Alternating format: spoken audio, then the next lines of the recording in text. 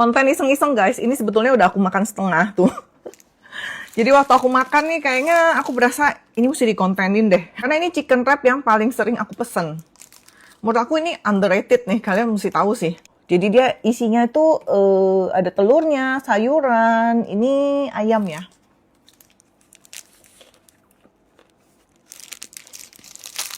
Sausnya nggak berlebihan guys tuh. Kayak proporsinya pas gitu. Ayamnya tuh banyak dan tebel-tebel. Kalau biasa kan kayak chicken wrap tuh banyak kayak sayurnya banyak gitu, dagingnya nggak banyak. Kalau ini dagingnya tuh banyak. Udah gitu dia kayak ada harum minyak kelapanya gitu loh.